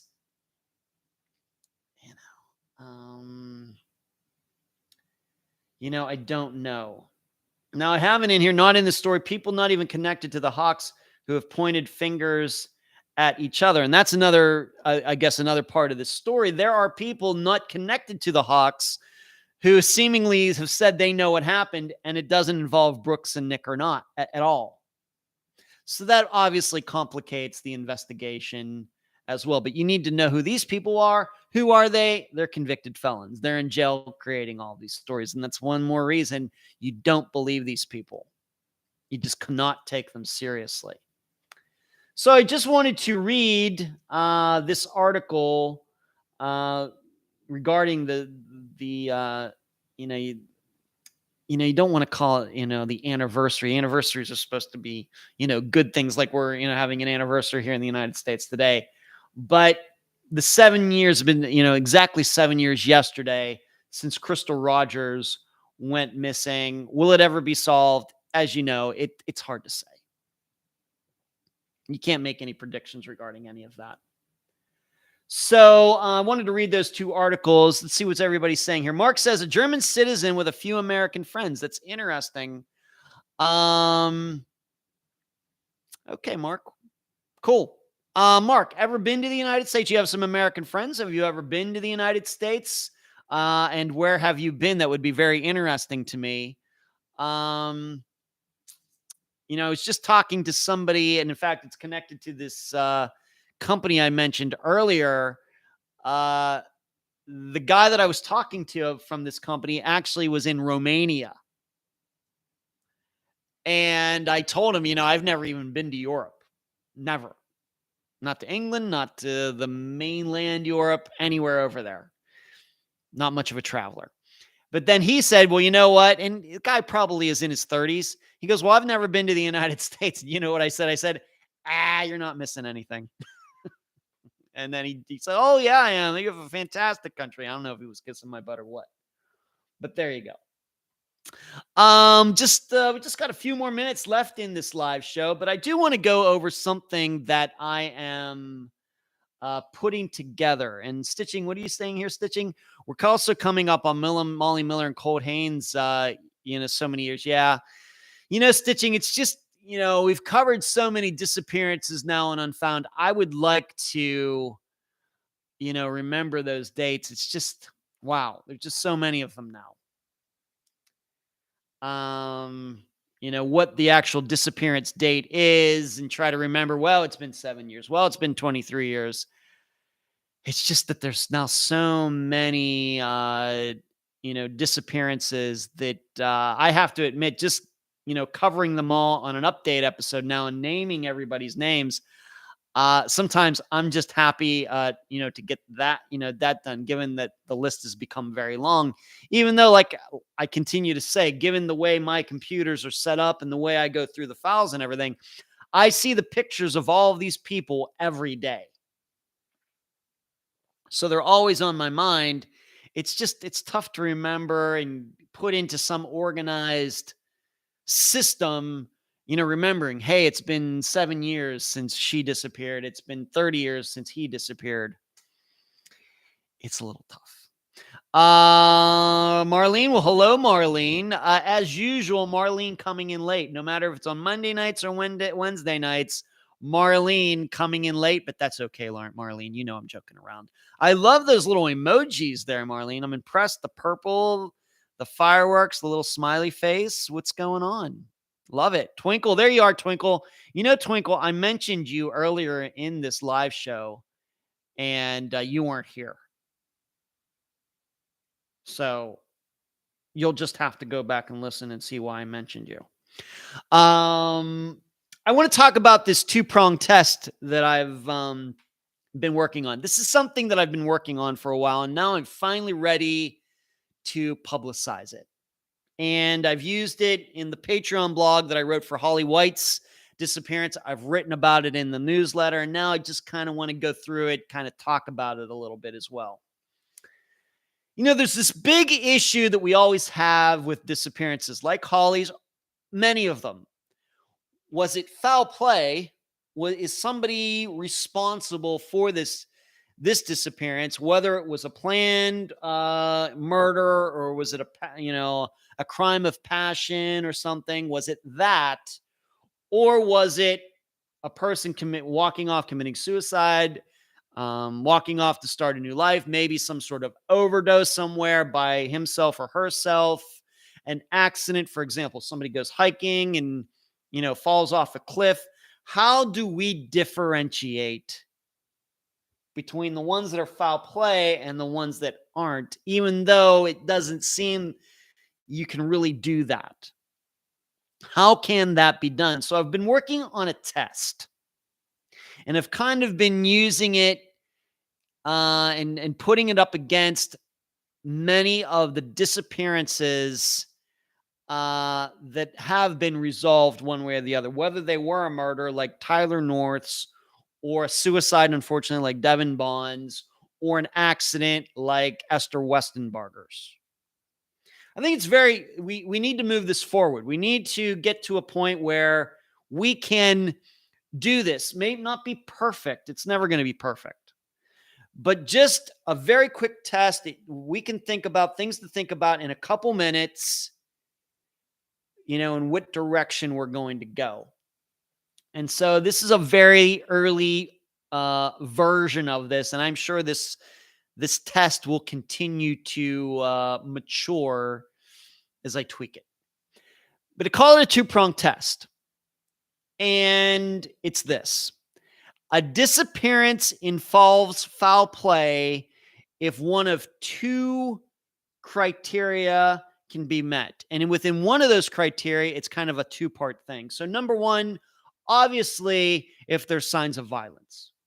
If we have a situation like Jody Huisentruit, who, of course, was walking out to her car, and then later, everything that she was carrying is all over the parking lot. We know that certainly foul play is involved there when we see signs of violence. We might also talk about like Linda K. Carroll. We believe that her estranged husband caused her disappearance. They go to the house. Things are knocked over. Part of her hair is in the door jamb as if she had been dragged out of the house. Obviously, when we see signs of violence, we know it's foul play. That's pretty simple. But the second part of that part number one is that there may not be violence, but there is some kind of what I would call an ominous fact. A fact that really you just can't ignore it, and you know that it's bad news. I'll give you an example of it. For example, Zoe Campos' disappearance. Obviously, there were no signs of violence, even though we now know that she was murdered. But there was an ominous fact that was known for her disappearance. And that is, what was it? It wasn't days, but maybe weeks after her disappearance. What was it? Some guy was driving her car.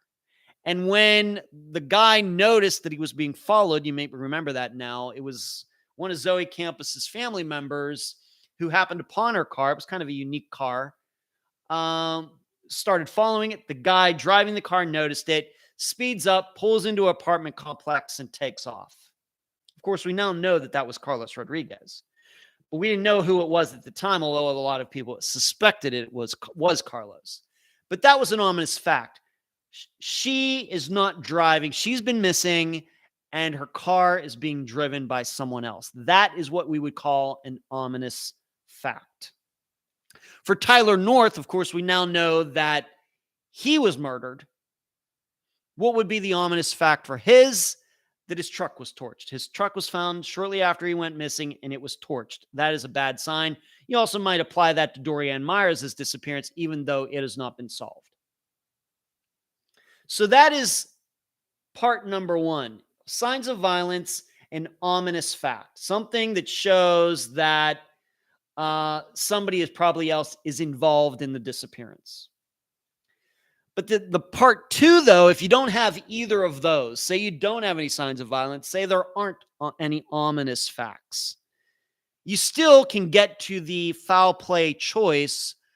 And it's part number two is if people who are very, very close to the missing person tell stories that don't make any sense. I know this is very complicated, but these people don't do drugs, aren't addicts. Of course, we know in many of these disappearances where, addicts are talking, they say a lot of things, and you don't think that you can believe them because we're not sure that they see reality as it is. They also are more prone to lying because they're used to lying about their addictions and other things. So you always have to put in there people who are telling unbelievable stories, but they aren't high or they don't have any mental issues or anything. Now, example of that, Angela Green. No signs of violence, no ominous facts. However, what do you have? You have Jeff Green, her husband, saying, oh, yeah, well, I took her to an insane asylum or a mental hospital, and I'm not going to tell you which one it is. And oh yeah, while she was in there, she died, but there's no death certificate. And we have several examples of that, even though many of these types of disappearances have not been solved yet, like Marion Hurley's, like Angela Green's, like Rosemary Rapp's. They all have that. They all have that mainly husband who's telling these stories that don't make any sense. Even though there's no signs of violence, there are no ominous facts. So I've been working on this test. Now you may say, well, what about something like like Andrea Bowman's? Of course, we now know she was murdered. There were no signs of facts. Well, there might have been, but nobody went in the house to check. And the story that was told by the Bowmans was that, yeah, Andrea ran away. Well, that's not a crazy story. There are kids running away all the time. So does this test that I'm using work in a disappearance for a disappearance like Andrea Bowman's? Actually, it still does, because there was an ominous fact regarding Andrea's disappearance that I think a lot of people tend to forget about. And in fact, it's the very reason that Kathy Turkanian from the beginning believed that her biological daughter, Andrea, was killed by Dennis Bowman. What was it? Not long before Andrea went missing, she had told her, a school counselor, that she was getting abused by Dennis Bowman. That is an ominous fact. A girl making a claim of abuse against her father, and then the girl goes missing right after that. That is certainly an ominous fact. Certainly. Now, even if she was lying, that's the key. Even if she was lying, it's still an ominous fact, because why? It very well could be that Dennis wasn't abusing her. I don't think at this point it really matters one way or the other. He murdered her. But if he found out that she was telling the story and it was a lie, then he loses his temper, hits her, and kills her. So either way, whether she was telling the truth about this or not, it's still an ominous fact that she brought it up and then she went missing. So I'm continuing to work on this. And so this might be something that you want to try. If you're listening to this in the podcast feed afterwards, if you want to go back through many of Unfound's cases and kind of use this test to look at a lot of these old episodes, maybe there's episodes or disappearances that we've not covered yet, that you want to use this test on that particular disappearance to see if it works out or it doesn't. I would be very interested to hear how that works out for you, because it's going to be something that I'm going to continue to kind of hone, because I think we need to get to that point. You know, I've always talked about knowing a disappearance when you see it, be able to put it in a certain type, know what to look for, know those facts when you hear them, and be able to really start to classify and start to narrow down to a very few possibilities as to what actually happened. And so I think this test can help. It's not perfect yet, but I'm working on it. You try it out for yourselves and see if it works for you. And this is something that I'm going to be adding to the presentations that I will be doing for criminal justice majors this fall. Certainly. Because that is what we need. When those police officers show up to fill out that report, they need to be able to have some mental test to say, does this sound like foul play? Is it not? Is this a runaway, or was this girl murdered by her parents? We need that. We need a test that can be done very, very, very quickly. It's never going to be perfect, but it's highly, highly accurate. That's what we need. So what's everybody saying here? Marlene says she got the notice. Oh, okay. Mark, thank you. I've been just to New York, Philadelphia, Boston, Washington, D.C. Interesting. But this was over 22 years ago. My mother was born in Romania and has friends in New York. Wow. Romania. It just sounds like, even talking to this guy this past week, it sounds like such an exotic place. So that's very interesting, Mark. Thank you for sharing. I've only been to New York. Maybe you're like me, Mark. I'm an American citizen. I've only been to New York City once. I've never actually been to Philadelphia. I've driven through it. I don't think I've ever been to Boston, and I've only been to Washington, D.C. a few times, and the last time was December 1997. I went to the zoo and stuff. All right. Hello, Marlene. She got the notice. Okay, Marlene. Coffee. Yeah. Angela Green. Yeah. Ominous Angela Green. Thank you, Coffee. Good to hear from you. Thanks for tuning in today, Coffee. How are you? Marlene says, I know I'm super late, Ed. Your interview with Aileen Graves on Holly's White was excellent. Thank you. Very kind, Marlene. As I continue to say, it's the guests that make the interviews what they are. Watched it twice. Korea Design. Hi from Belgium. Wow, we got Germany and Belgium today. I love it on this 4th of July. Thank you for tuning in, Korea Design. Thank you for making the time. I appreciate it. Twinkle, I like your test ideas, applying logic to a disappearance that appears to be illogical. That's what I tried to do, Twinkle. You know it. And everything, All-Star, I missed most of this. That's okay, everything. It's the internet, so nothing ever goes away on the internet. So you can watch or listen to this all over again. It'll be in your podcast feed later today. All right, let's get to Friday's episode. We are Boston says, what do you mean you haven't been to Boston, Ed? I think I said what I said, Boston. I don't think I've ever been there. I've been to Massachusetts, maybe through there. I've been to Cape Cod as a little kid with my parents, but I've never been to Boston. Are you saying I need to go to Boston, Boston actress? This Friday, we are going to revisit the disappearance of Craig Freyr. I had kind of put it out there, suggestions, and Craig's was one of the suggestions. And really, I got to be honest with you, it was the one that I probably was going to pick anyway. Why is that? Well, I think if you start going back through the disappearances that we've featured for 2022, there are a lot of disappearances like Craig Freyr's.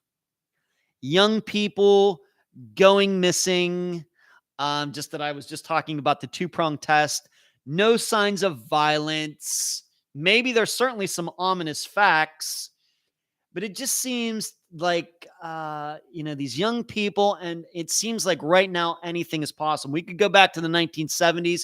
Harry Milligan's was like that. That was from the 80s. But Steve Davis's 1986, these disappearances. Or was Harry's back in the 70s? Like sometimes get confused on a few of the dates. We're up to 250 some. You'll have to excuse me now. But we've covered a lot of disappearances like Craig Freyr's this year. And so somebody had voiced that choice. I didn't mean to rhyme. And I thought that's a good one. It was kind of what I was thinking anyway, because it's kind of like a lot of the disappearances we've covered. So this Friday, we're going to revisit it.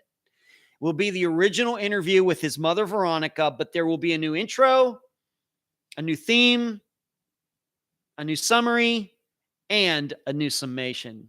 So it really, from that original episode from 2017, that was over 5 years ago, that I interviewed his mother. The only thing that will be the same in this episode is the interview itself. And so I have some new commentary, some new insight, and that will be this Friday.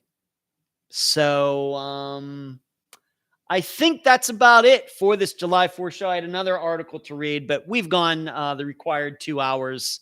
And so maybe we'll just save that article for another time. It's kind of a timeless type of article. So on disappearances in other countries, we'll get to it some other time. Maybe next week if there's a live show next week. So what else? Yes, I've never been to Boston. Boston, we got to fix that one day. I'd love to go to Boston as long as it's during the summer. I'm not going when it's cold. I'm not going to do that. And in fact, a really Boston actress, I will probably have to put on like a hazmat suit and everything else, being that I despise Boston sports teams as much as I do.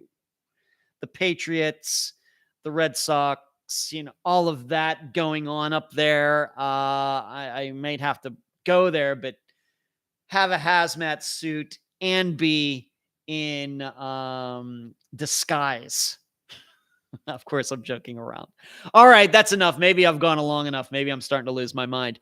Everyone, thank you for making the time here on this 4th of July, especially, of course, for you Americans, especially since this is a noon show, which is very, very rare. This might be the first time I've ever done this. Next week, I can't make any guarantees right now, but I will try to keep you all informed as to what's going to go on next week for a live show. I just don't know.